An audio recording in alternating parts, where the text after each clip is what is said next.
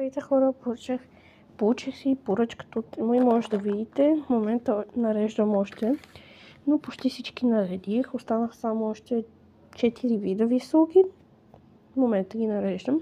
И после ще ви ги покажа едно по едно как изглеждат, какво са и по колко. Всяко такова вид висока е по различен брой, така че после ще го коментираме.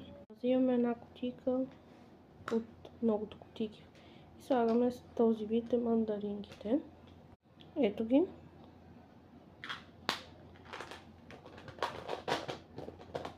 Нека да започнем с следващия вид, които са всякакви видове котенца. Ето едно, например, как изглежда. Тях май няма да успее в една кутийка да ги събера. Мога, това е много сладичко.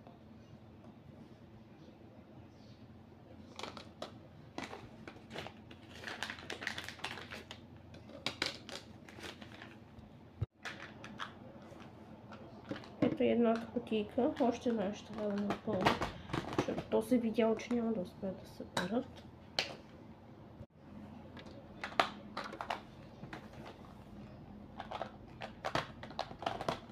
Ето единия ред вече го запълнихме.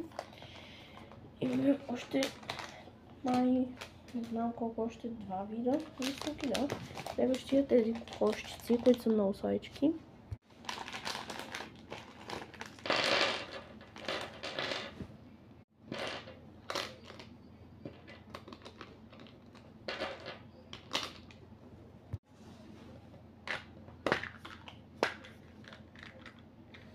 Последния вид високи, които са едни, така да кажем, златни рибки.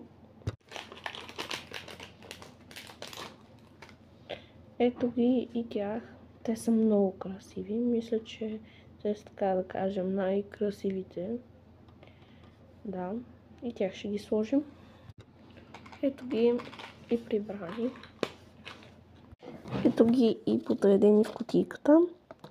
А вие гледайте следващото видео, където ще показвам висока.